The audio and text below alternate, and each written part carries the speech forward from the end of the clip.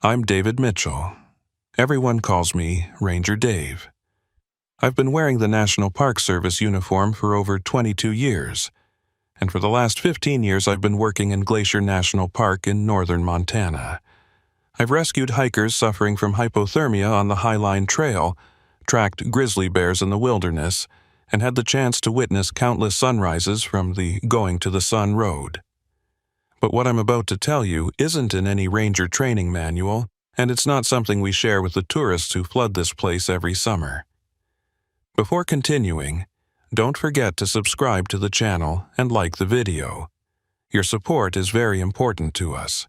There's a 12-mile stretch of the Continental Divide Trail that we removed from all maps in 1987. If you look at current trail guides, you'll see the route makes an odd detour around Triple Divide Peak, adding unnecessary miles and elevation gain. The official explanation is geological instability. The real reason is much worse and much stranger. It started for me on March 15, 2008. Late season avalanche, Massive 1, came down near Ptarmigan Tunnel. For those who don't know, Ptarmigan Tunnel is a 250-foot bore carved straight through the mountain by civilian Conservation Corps workers in the 1930s. It connects the Many Glacier Valley with the Belly River Valley, and during summer, it's a popular hiking destination. But in March, it's buried under 30 feet of snow and ice. I was leading the avalanche assessment team. Standard protocol after a big slide. Check for structural damage, assess future risk, make sure no winter campers got caught. What we found changed everything. I thought I knew about these mountains. The avalanche had exposed something. At first, we thought it was just exposed rock face, maybe some mineral deposits creating an optical illusion. But as we got closer, we realized we were looking at a trail, a perfectly maintained trail that shouldn't exist, carved into the cliff face about 40 feet above the known path. My partner that day was Tom Crowfeather, a Blackfeet tribal member who'd been ranging almost as long as me.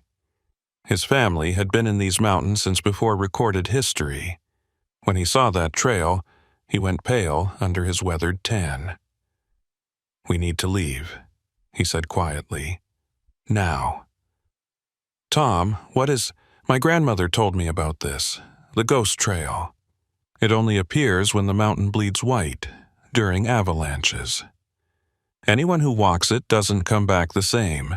Sometimes they don't come back at all. I should have listened. God help me, I should have listened to Tom. But I was curious, and I was stupid, and I had all the arrogance of someone who thought 15 years of experience meant I understood these mountains. I radioed back to headquarters, reported the exposed trail as a geological anomaly requiring further investigation, and geared up to climb. Tom refused to come. He waited at the bottom, told me I had 1 hour before he was calling in a full emergency evacuation. Looking back, he was being generous. He should have called it in immediately. The climb to the trail was treacherous. The avalanche had left the cliff face unstable, and every handhold felt like it might give way. But after 20 minutes of careful climbing, I pulled myself onto the mysterious path. The first thing I noticed was the silence. Complete, absolute silence. No wind, no distant bird calls, not even the sound of my own breathing. It was as if someone had pressed mute on the entire world. The second thing I noticed was the trail itself. It was made of stone I didn't recognize, smooth, almost glass-like, with veins of something that looked like gold but seemed to pulse with its own light. The path was exactly 6 feet wide, carved with precision that would be impressive today, let alone whenever this was actually made. I followed it for about 100 yards, my radio crackling with increasingly frantic calls from Tom that I could barely hear through growing static. Then I reached the impossible part. The trail led directly into Ptarmigan Tunnel. Not near it, not around it, into it. But not the Ptarmigan Tunnel I knew. This entrance was wrong. The tunnel I knew was rectangular, reinforced with timber and stone. This was a perfect arch, covered in symbols that hurt to look at directly, geometric patterns that seemed to shift when I wasn't focusing on them. Above the entrance, carved in English so fresh it looked like it had been done yesterday, were the words, "Tunnel completed, 1933, 1987, 2021, always." I stood there, trying to process what I was seeing. Those dates. 1933 was when the CCC built the original tunnel. 1987 was when we removed this section from the maps. 2021 was still 13 years in the future. And always. I took photos with my digital camera, lots of them. When I checked the display, every image showed something different. In one, the tunnel entrance was blocked by solid stone. In another, it was a gaping void. In yet another, I could see through to the other side, but the landscape beyond wasn't the Belly River Valley. It was an ocean. Impossible since we're 1,000 miles from the nearest sea. That's when I heard the footsteps.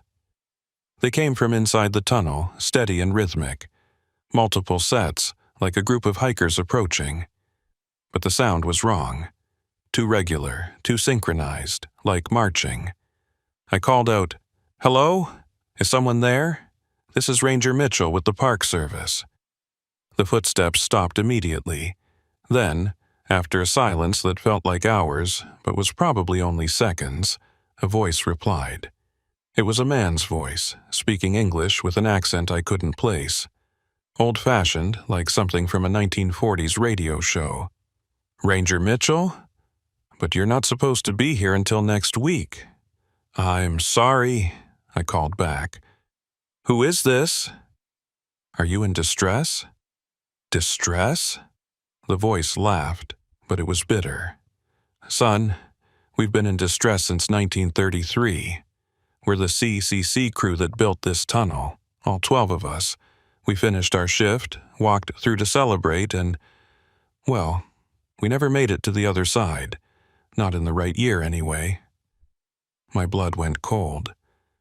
"That's not possible. 1933 was 75 years ago." 75 years. 200 years. Negative 30 years. Time doesn't mean much in here. The tunnel doesn't just go through the mountain, Ranger. It goes through everything. Past, future, sideways into worlds that never were. We've seen it all. We've seen you. Seen me? March 15th, 2008. March 15th, 1933. March 15th, 2089. You're here for all of them, Ranger Mitchell. You're always here, finding the trail, having this conversation. It's like a broken record, except the record is time itself, and the needle is this cursed tunnel. I took a step backward, my hand going to my radio. Through the static, I could barely hear Tom shouting something about emergency response, about my 1 hour being up. "Don't go yet," the voice said, and now it was pleading. "Please, we've been trying to warn someone for so long. The tunnel, it's not just a passage, it's a wound. The mountain's been bleeding time ever since we broke through. That's why the animals avoid this area. That's why the Blackfeet have legends about this place. That's why—" The voice cut off as suddenly as it had started. The footsteps resumed, but now they were running. Running toward me. I could see shadows moving in the tunnel's darkness, growing larger, and every instinct I had screamed at me to flee. I ran back along that impossible trail as fast as I dared, the silence broken now by something worse, the sound of 1933 bleeding into 2008, decades colliding with a noise like reality tearing. Behind me, I heard voices shouting in languages that weren't quite English, weren't quite anything I recognized. The climb down was a barely controlled fall. I hit the snow hard, Tom catching me as I tumbled the last few feet. He took one look at my face and didn't ask questions, just dragged me toward the snowmobiles. As we rode away, I looked back once. The trail was gone. The cliff face showed nothing but bare rock and ice, as if the path had never existed. But my camera still had the photos. When we got back to headquarters, I tried to show them to my supervisor. The memory card was corrupted. Every single image was gone, replaced by static that looked almost like those shifting symbols above the tunnel entrance. Tom never asked me what I saw up there. He didn't need to. That night, he brought me to his grandmother's house on the Blackfeet Reservation. Mary Crow Feather was 93 years old, blind in one eye, and knew more about Glacier's real history than any book ever written. "You found the ghost trail," she said. It wasn't a question. My grandfather found it too in 1891, before this was even a park. He spent 3 days on that trail. When he came back, he said he'd lived 3 lifetimes, died 3 deaths, and seen the mountain's true face. "What is it?" I asked. "What's that tunnel?" She was quiet for a long moment, staring into her tea like it held answers. "The backbone of the world. That's what we call this place. But backbones can break, and when they do, everything else breaks with them. That tunnel isn't just through rock. It's through the spine of existence itself. The men who built it didn't know what they were doing. They thought they were just cutting stone.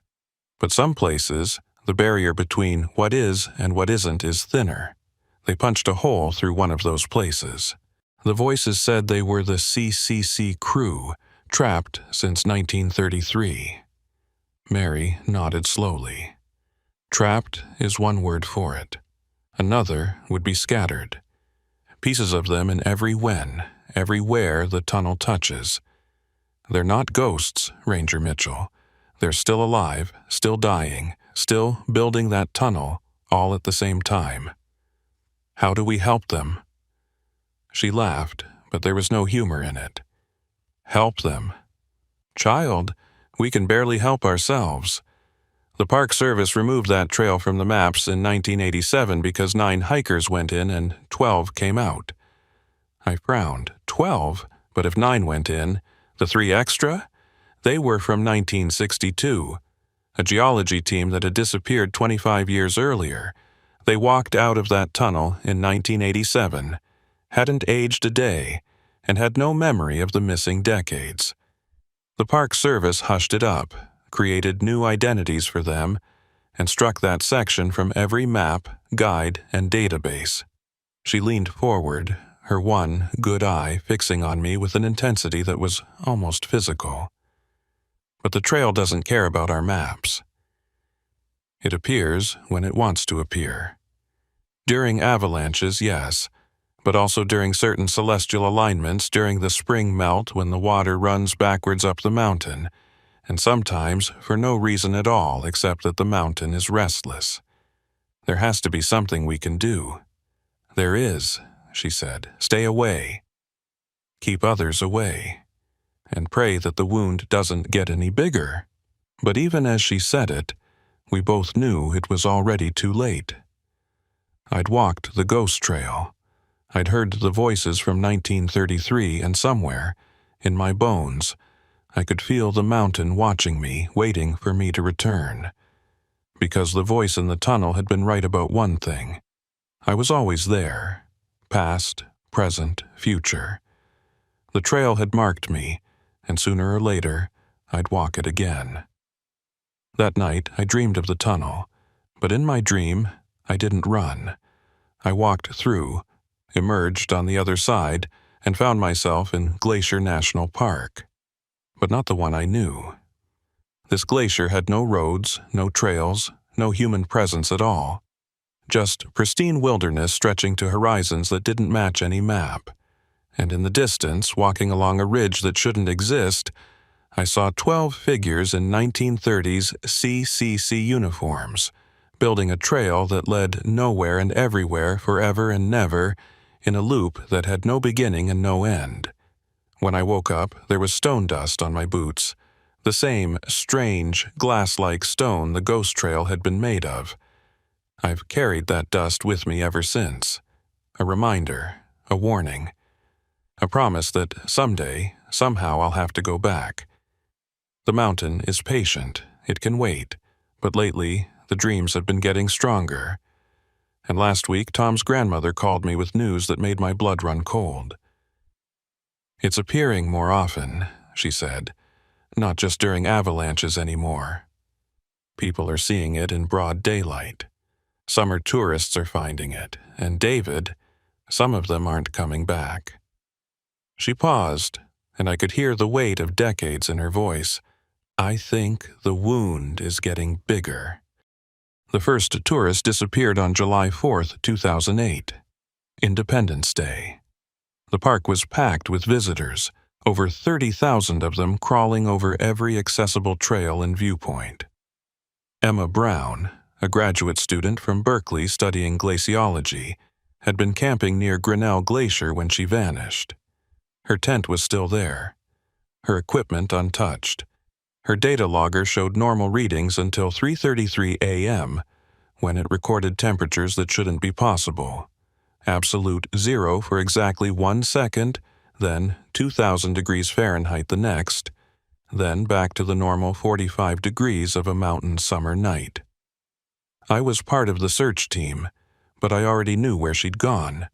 The ghost trail had taken her. We found her 3 days later. She was sitting on a rock near Swift Current Lake, perfectly still, staring at something none of us could see. When the medical team approached her, she didn't respond to her name. She only responded to Elizabeth. Elizabeth Carver, she said in a voice that wasn't quite her own. CCC Women's Corps, July 4th, 1933. We were celebrating the tunnel completion when the mountain sang. The medical team sedated her, evacuated her to Kalispell Regional Medical Center. The official report blamed altitude sickness and dehydration. But I knew better. Emma Brown had walked the ghost trail, and Elizabeth Carver had walked back. Tom Crowfeather and I started keeping an unofficial record. Every disappearance, every strange sighting, every time someone reported seeing a trail that wasn't on their map. The pattern was accelerating. What had been once every few years was now happening monthly, sometimes weekly. The park superintendent, Janet Morrison, called me into her office in mid-August. She was a career NPS official, tough as nails, had run Yellowstone's law enforcement before coming to Glacier. She had a file on her desk that I recognized, my reports about the ghost trail. "Dave," she said, not looking up from the papers, "I've been reviewing your unusual incident reports." "Superintendent, I know how they sound, but no, Dave, I don't think you do."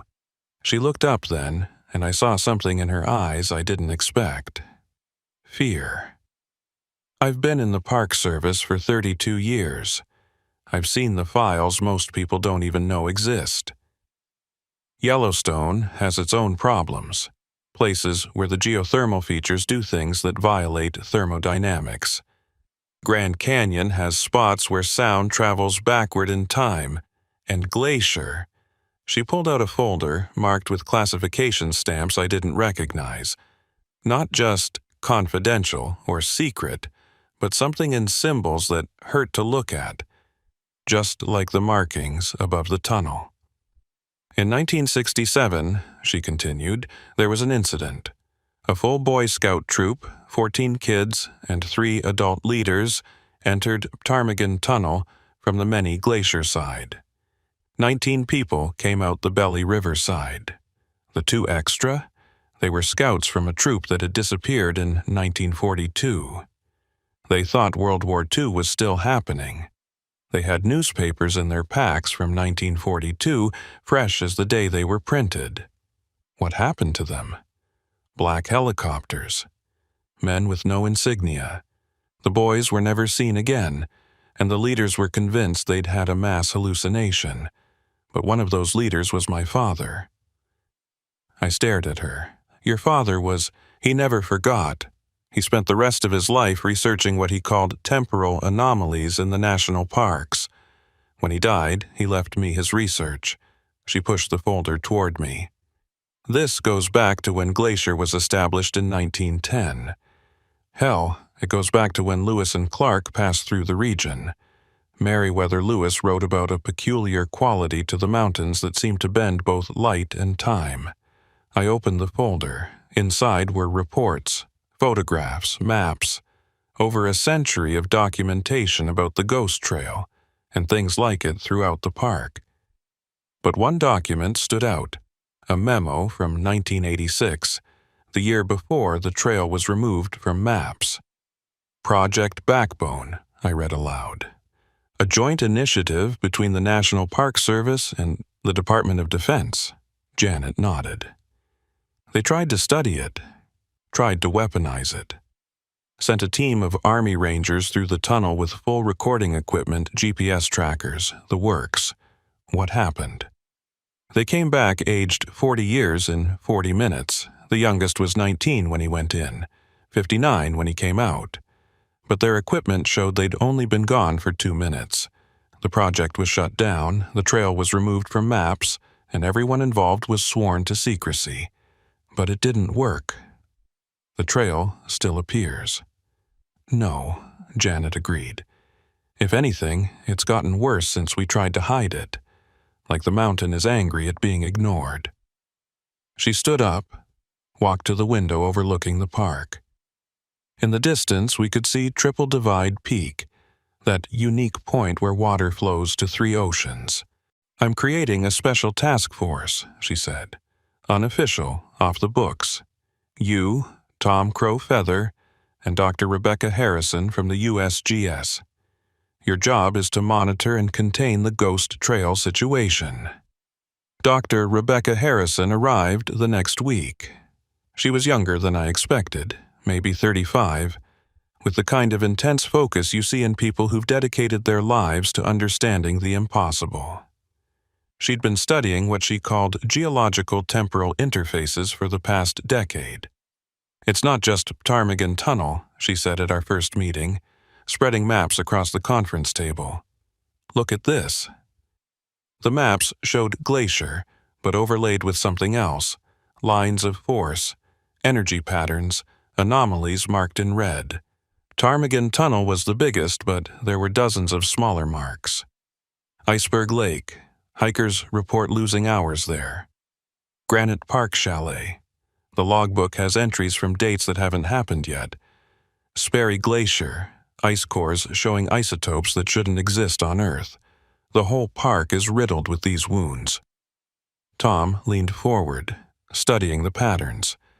They follow the backbone. What? Rebecca asked.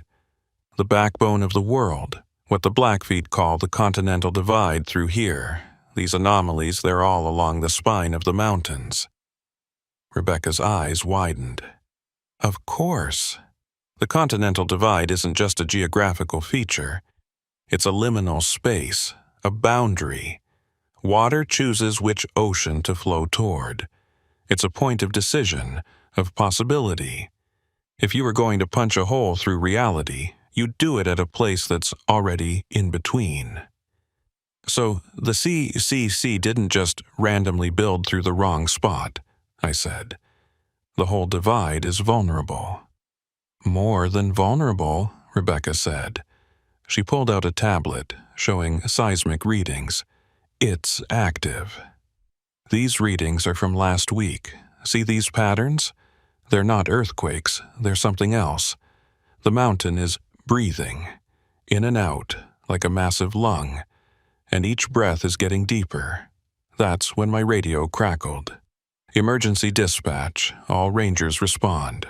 Another hiker had gone missing, this time in broad daylight, on one of the most popular trails in the park, the Highline Trail, the spectacular path that runs along the Continental Divide from Logan Pass. We found him 6 hours later.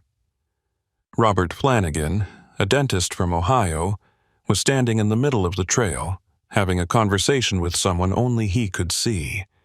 When we approached, he turned to us with tears streaming down his face. "She says the war is over," he said. "My daughter. She says the war is over and I can come home. But I don't have a daughter. I don't... When is this? What year is this? We checked his ID. Robert Flanagan, born 1978. But the man in front of us looked 70 years old, and in his wallet was a military ID for Corporal Robert Flanagan, U.S. Army, dated 1944. That night, Tom's grandmother called an emergency meeting with the Blackfeet Tribal Council. I was invited, a rare honor for an outsider. The council met in a traditional lodge, smoke from sweetgrass filling the air. "The old stories are clear," Mary Crowfeather said. "When the backbone breaks, the world ends. Not in fire or ice, but in confusion. Past, present, and future collapse into one, and humanity cannot survive the paradox." Chief William Running Crane, elderly but still sharp, spoke next.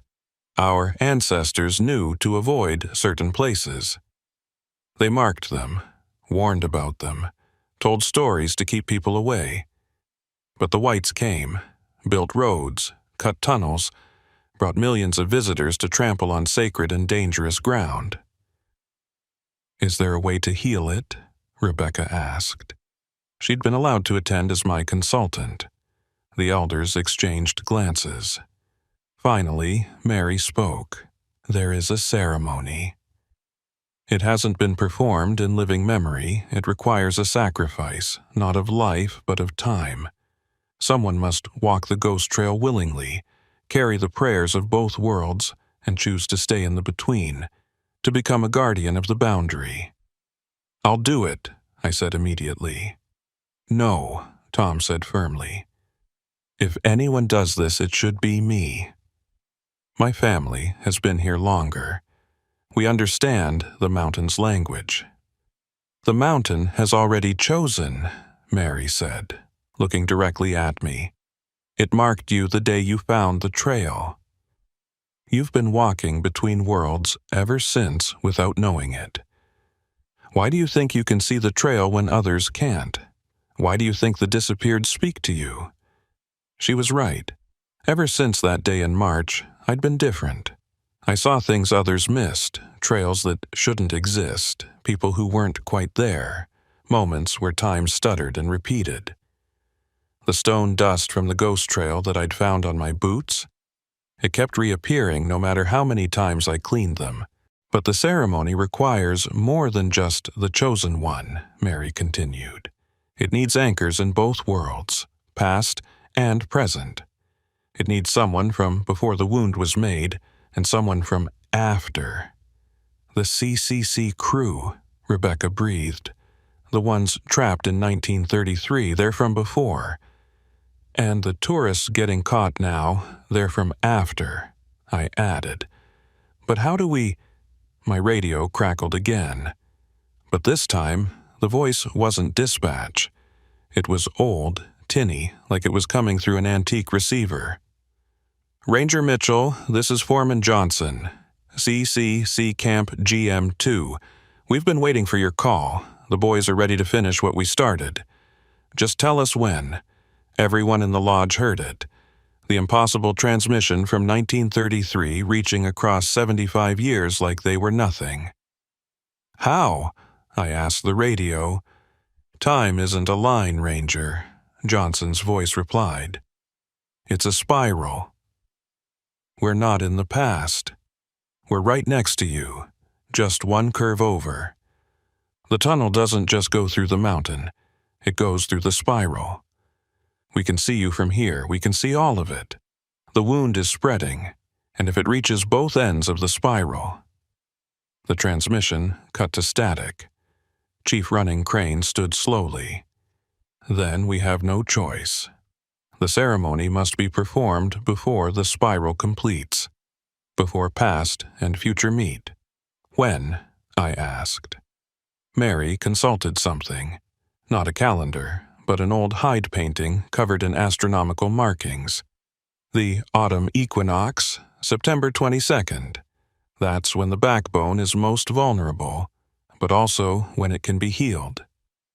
You have 6 weeks to prepare. 6 weeks to learn a ceremony that hadn't been performed in generations. 6 weeks to coordinate with voices from 1933. 6 weeks to prevent reality from collapsing. No pressure. As the meeting broke up, Rebecca pulled me aside. "Dave, there's something else. The readings I've been taking, they're not just from our equipment. I've been picking up signals from other sources, military frequencies, but not current ones. They're from the future. 2045, 2078, even 2156. They're monitoring the situation too." "What are they saying?" She looked scared. "They're saying this is where it starts." The breakdown of linear time.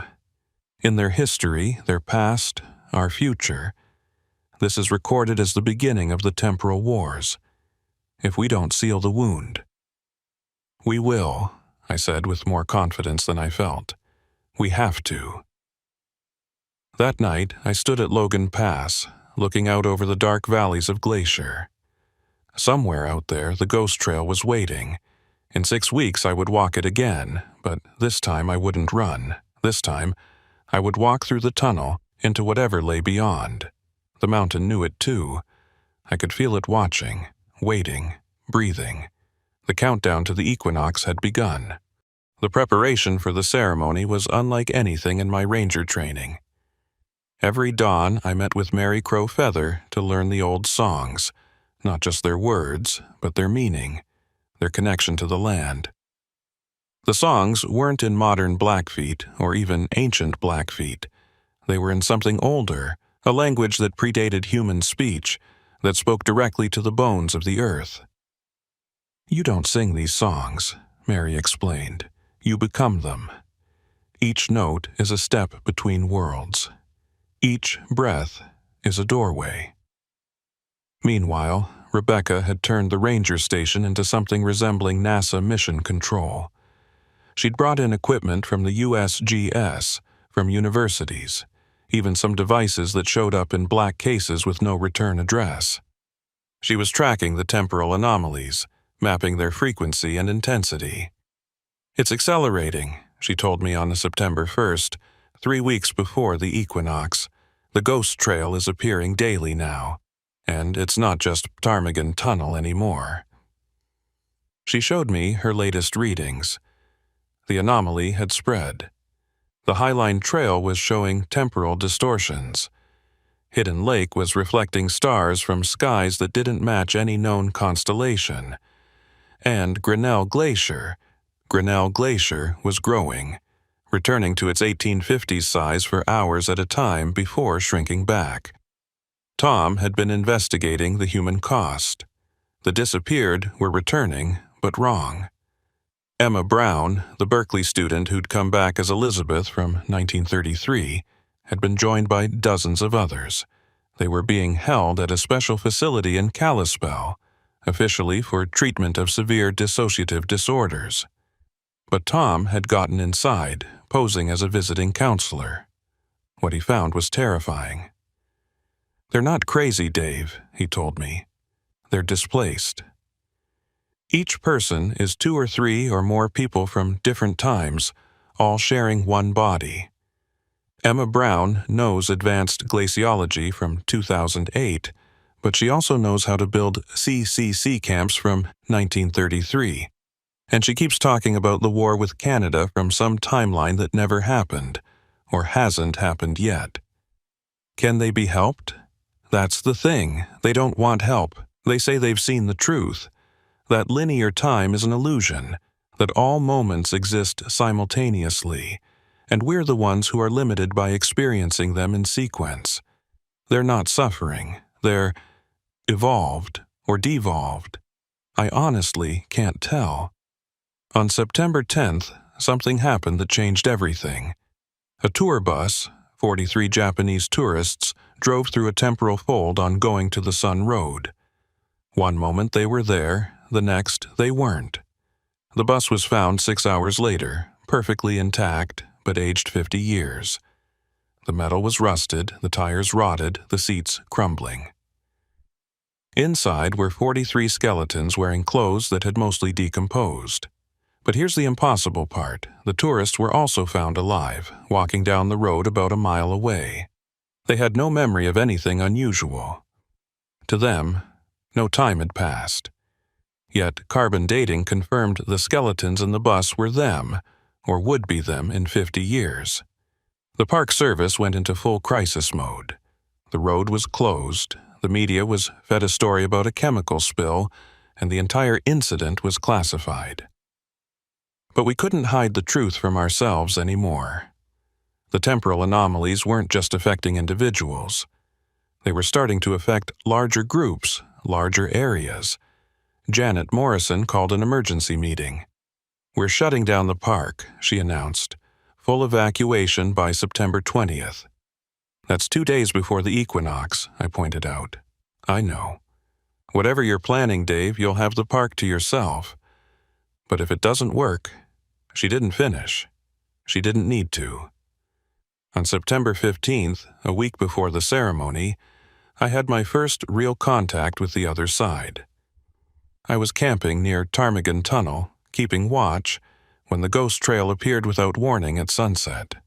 This time, I didn't hesitate. I climbed up and walked to the tunnel entrance. Foreman Johnson was waiting for me, not his voice on a radio, but the man himself, solid as anyone I'd ever met. He was younger than I expected, maybe 30, with the weathered look of someone who'd spent years doing hard labor outdoors. His 330 uniform was pristine, like it had just been issued. "Ranger Mitchell," he said, extending his hand. "Been expecting you." I shook his hand. It was warm, calloused, undeniably real. "How is this possible?"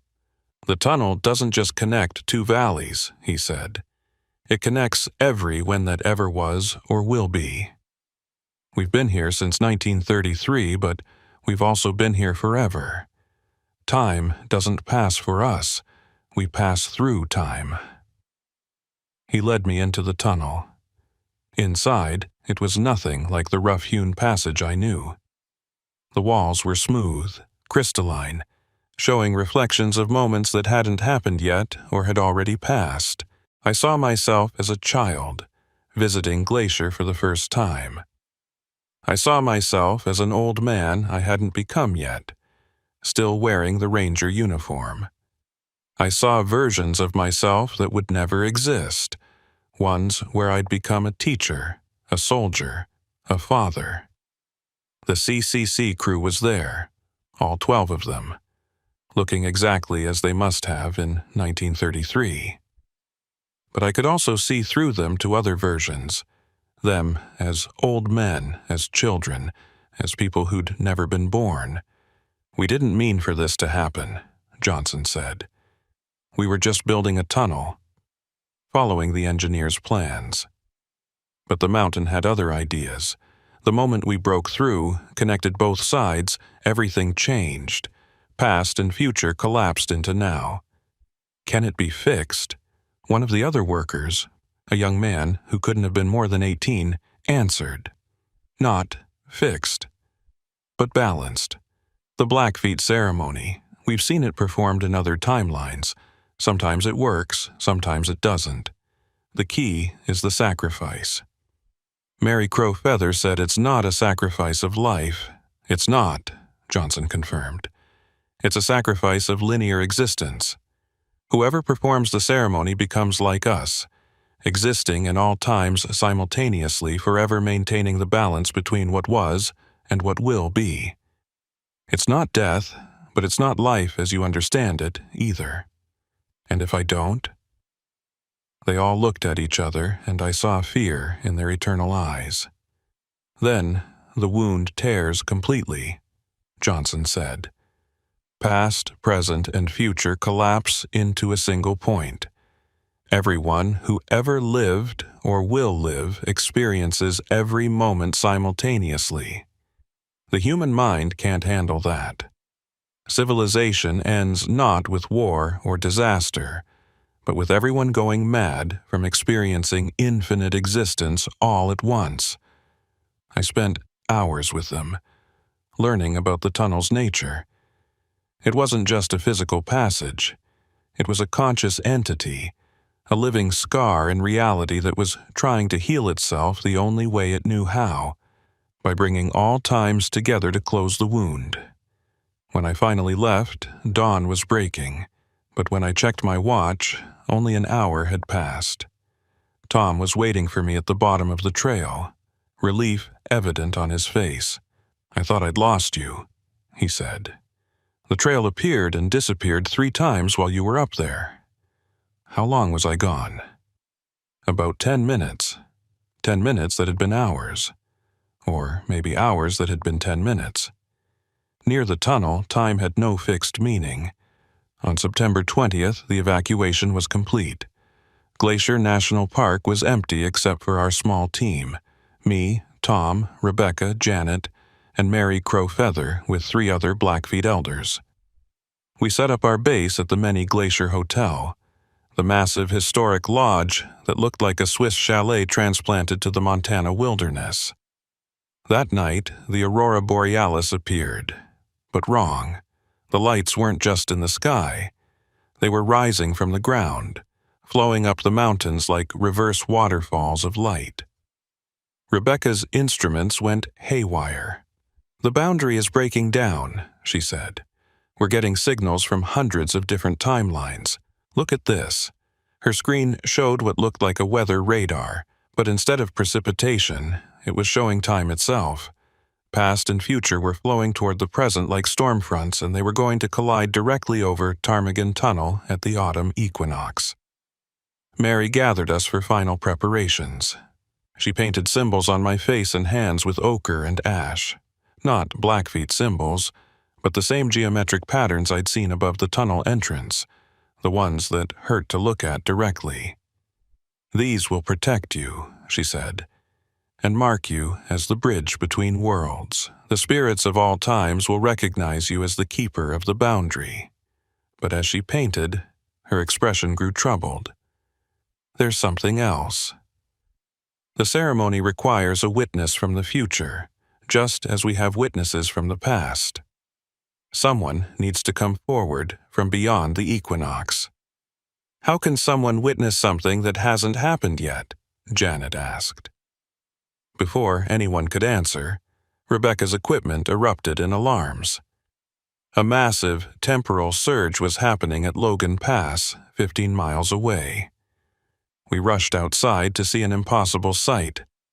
A beam of light stretching from the pass into the sky, and descending through it were 3 figures. They landed near the hotel with no parachute, no vehicle, just stepping out of the light like walking downstairs. They wore uniforms I didn't recognize, something like Park Service gear but with technology woven into the fabric. Their badges showed the NPS arrowhead, but it was surrounded by symbols that seemed to move. The leader, a woman who looked disturbingly familiar, stepped forward.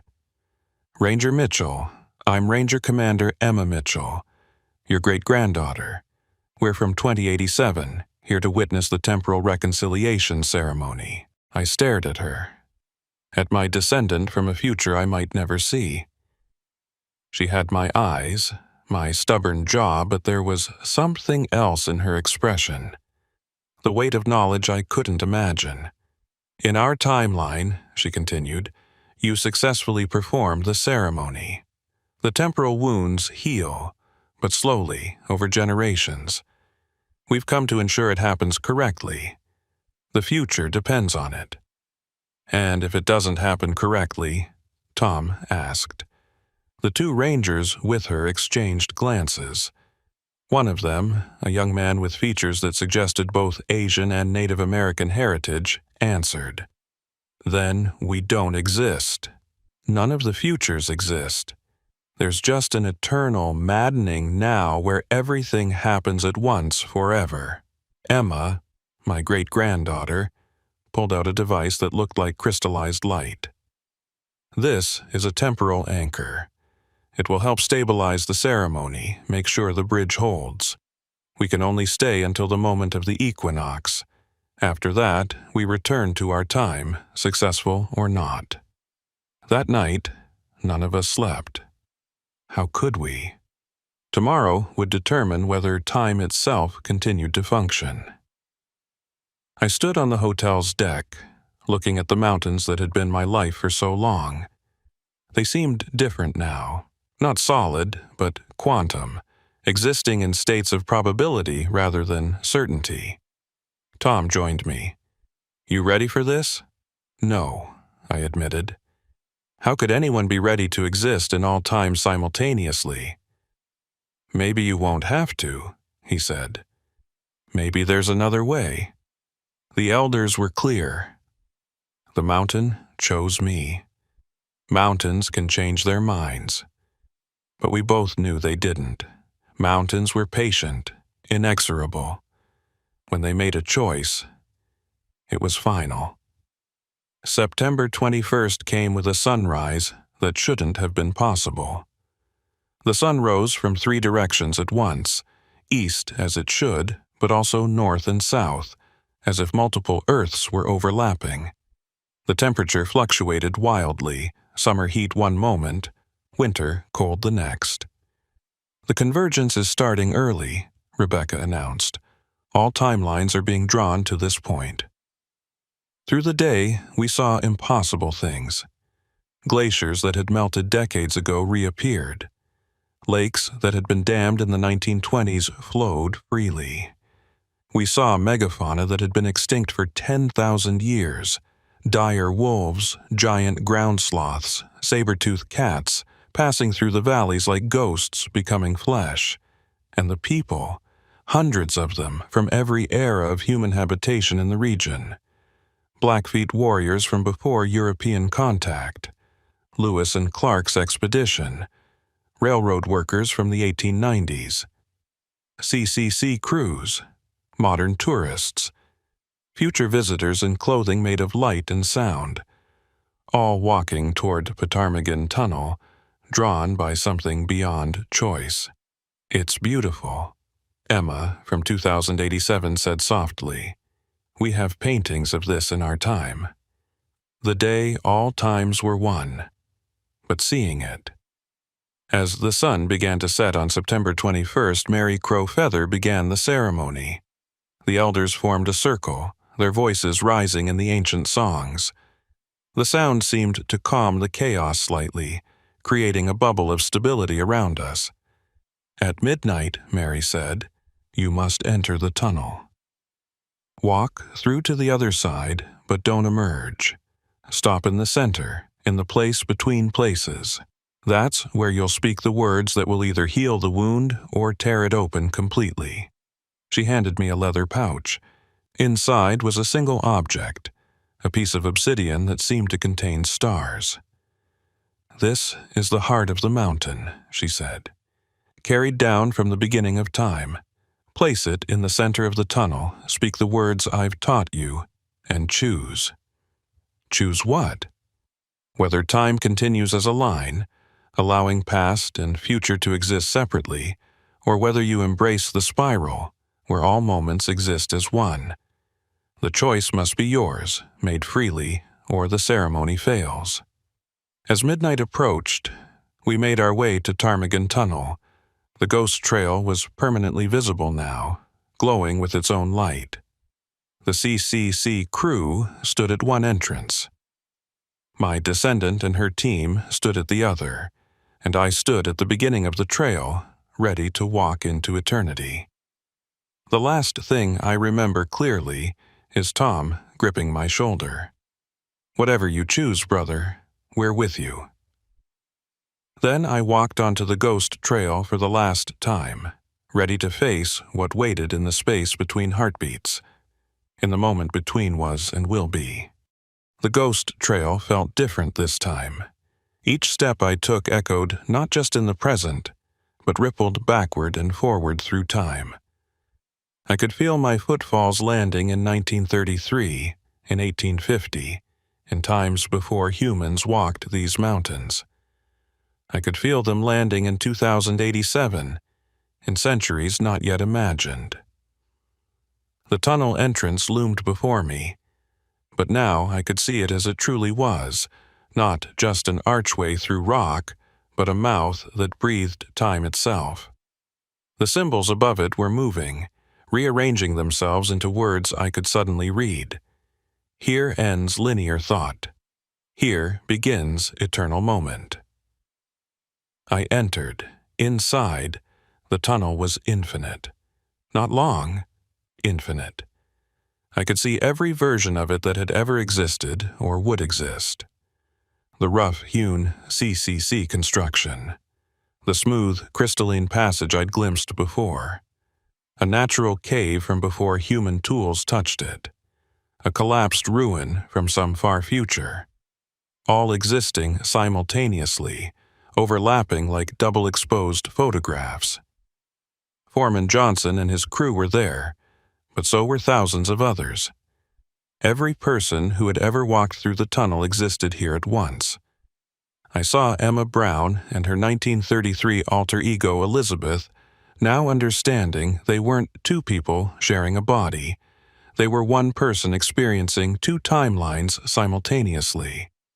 I saw the Japanese tourists, both alive and 50 years dead, and understood that both states were equally true. In the center of the tunnel, where Mary had told me to stop, there was a sphere of absolute stillness, a place where even the chaos of colliding timelines couldn't reach. I stepped into it and felt sudden, overwhelming peace. The obsidian heart in my pouch began to glow, pulsing with a rhythm that matched my heartbeat. Or maybe my heartbeat was matching it. I placed it on the ground and it sank into the stone like water, spreading veins of starlight through the tunnel floor. That's when I heard the voice. Not Johnson, not the CCC crew, not any human voice. It was the mountain itself, speaking in frequencies that bypassed my ears and went straight to my bones. "You stand at the wound we made in our body," it said. "When the first tools cut through our stone, we bled time. Every tunnel, every road, every trail carved into our flesh releases what should be contained. You humans experience time as a line because we mountains hold it for you, keep it ordered, keep it sane. But you've cut too deep, taken too much. We can no longer hold the line. I understood then. The mountains weren't just rock. They were temporal anchors, massive beings that existed across all time simultaneously, creating the illusion of linear progression for smaller, shorter-lived creatures like humans. And we had been unknowingly damaging them for centuries. "What do you need from me?" I asked. "Choose. Heal the wound by accepting non-linear existence, becoming like us, holding time for your species. Or seal yourself in linear time forever, but know that other wounds will open, other mountains will bleed, until eventually all collapses into eternal now." I thought of everyone I'd known. Tom, faithfully standing guard. Rebecca, trying to understand with science what was beyond science. Janet, protecting the park even from itself. Mary Crow Feather, keeping ancient knowledge alive. My great-granddaughter Emma, come from a future that might not exist. And I thought of the CCC crew, trapped for 75 years in a moment that never ended. Is that what I would become? A guardian, frozen between heartbeats? "There's a third option," I said to the mountain. "Silence. You're wounded, but wounds can heal. Not by closing them, not by leaving them open, but by teaching the body to adapt. You say humans need linear time to stay sane, but what if we could learn? What if gradually we could handle more?" The mountain considered this. I felt its ancient thoughts moving like geological processes, slow but inexorable. "Show us," it finally said. I began to speak the words Mary had taught me, but I changed them. Instead of choosing between line and spiral, I wove them together. I sang of time as a river that sometimes curves back on itself, sometimes flows straight, sometimes spreads into a delta of possibility. I sang of humans learning to swim in that river, not all at once, but over generations. The obsidian heart responded, its starlight veins spreading not just through the tunnel, but beyond. I could feel them reaching out to every temporal wound in the park, not sealing them, but transforming them. Instead of bleeding time uncontrollably, they would release it slowly, carefully, allowing humanity to gradually adapt to non-linear existence. But the ceremony demanded its sacrifice. I felt myself beginning to change. Not disappearing, not freezing, but expanding. My consciousness stretched across time, but instead of experiencing all moments at once, I could choose which to experience. I could be in 2008, fully present, then step sideways to 1933, then forward to 2087. I became a ranger not just of space, but of time. This is the sacrifice, the mountain said. Not to be trapped, but to be free in a way that requires eternal vigilance. You will guide humanity's adaptation to temporal reality. You will prevent the wounds from tearing, heal them when they bleed, teach those ready to learn. You will walk all times, but belong to none. I accepted. The change was indescribable. Imagine every memory you've ever had becoming as real and present as this moment. Imagine every possible future you might have becoming equally accessible. I was 5 years old, seeing Glacier for the first time. I was 90, teaching young rangers about temporal ecology. I was never born. I was eternal. I was all of these simultaneously, yet still fundamentally myself. When I emerged from the tunnel, though emerged isn't quite right, since I never truly left and never truly arrived, the world had changed. Or rather, the world's relationship with time had changed. The ghost trail was no longer ghost-like. It existed permanently, but safely, a designated pathway between temporal states.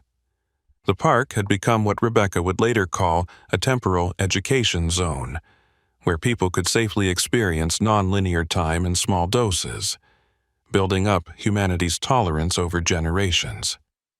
Tom was the first to see me, though see isn't quite right either. I existed in a state of quantum superposition, fully there and partially elsewhere simultaneously.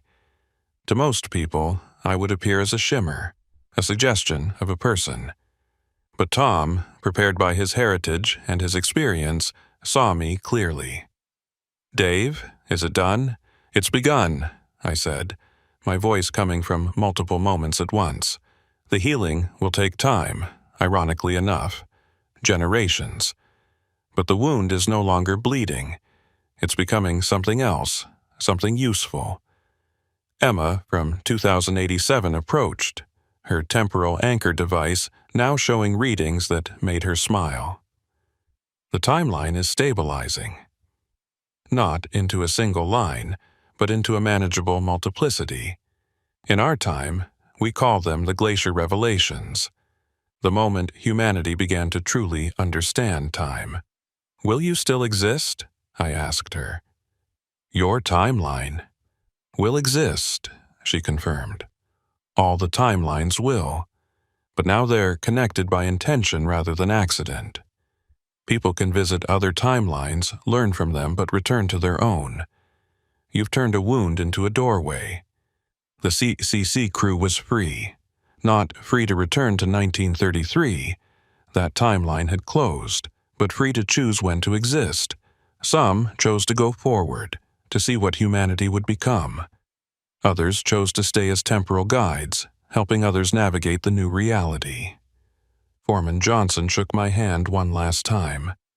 75 years is a long time to wait for a thank you, he said. But thank you, Ranger Mitchell. You found a solution we never imagined.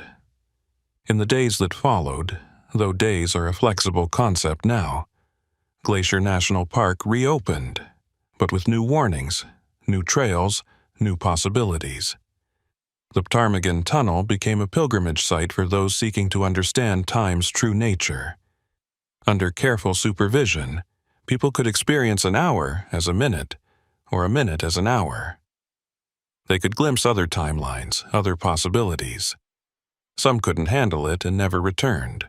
Others thrived, becoming what we called temporal rangers, people who could navigate multiple timelines and help maintain the balance. The Park Service had to create an entirely new division, the Temporal Management Unit. Tom took over my old position, but more than that. He became the bridge between the traditional knowledge of the Blackfeet and the new temporal science. His grandmother Mary lived to see the ceremony's success, and she smiled when she saw what I'd become. Not what we expected, she said, but perhaps what was needed. The mountain didn't want a guardian. It wanted a teacher.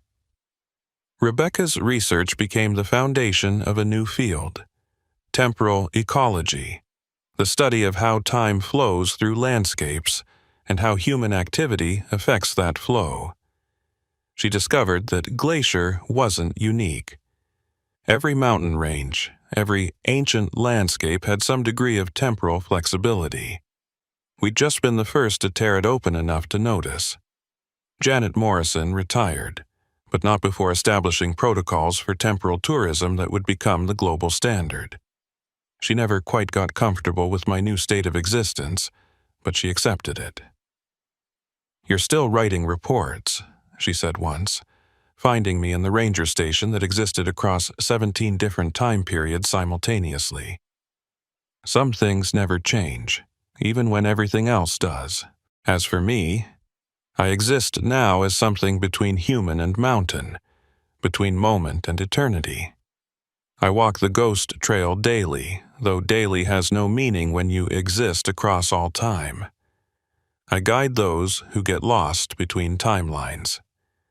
I heal temporal wounds before they become critical. I teach humanity, slowly and carefully, how to swim in the river of time without drowning. Sometimes I visit myself in the past, a shadow at the edge of vision that made me unconsciously aware of the trail years before I officially found it. Sometimes I visit possible futures, most where humanity has learned to live with temporal flexibility, some where they haven't. I work to ensure the better futures have the best chance of becoming real. The tunnel still stands. It will always stand, has always stood, never existed before existence. It's a paradox that no longer needs resolving because we've learned to live with paradox. The CCC crew still builds it, eternally, but now by choice rather than compulsion. They build it in every timeline, creating infinite variations, each one teaching us something new about the nature of reality. Glacier National Park has become Earth's first temporal preserve, a place where past and future are equally protected, where extinct glaciers can still be touched in timelines where they never melted, where future glaciers that don't yet exist can be studied. It's become a beacon for temporal refugees, people displaced from their original timelines who need a place where such displacement is normal. The Blackfeet were right. This is the backbone of the world, and backbones, I've learned, aren't meant to be rigid. They're meant to flex, to adapt, to help the body move through space and time. The wound we tore in 1933 has become humanity's first vertebra of temporal awareness, the beginning of our evolution into beings who can truly comprehend the nature of existence. But there are rules. There are always rules. You can't change the past, only visit it. You can't guarantee a future, only influence its probability. You can't save everyone, but you can ensure their stories exist somewhere in the infinite branches of time. And you must never, ever forget which timeline is your origin, your home, your anchor, or you'll become lost like the CCC crew was, existing everywhere and nowhere. I still wear my ranger uniform, though it exists in a quantum state that reflects all the uniforms the Park Service has ever used or will use. I still protect the park, though now I protect it across all its temporal iterations. I still file reports, though they're written in languages that haven't been invented yet and stored in databases that exist outside conventional space-time. Sometimes, late at night, in timelines where night exists, I stand where the ghost trail used to appear only during avalanches. Now it's always there, a permanent reminder of humanity's first deliberate step into temporal consciousness. I watch the tourists, the pilgrims, the scientists, the mystics, all coming to understand that time isn't a prison or a river or a circle. It's a mountain, vast, complex, dangerous, beautiful. And we're all just learning to climb. My name is David Mitchell. I was a Glacier National Park ranger for 22 years. I still am. I haven't been born yet. I've been dead for centuries. I exist in the moment between heartbeats, in the space between thoughts, in the pause between past and future.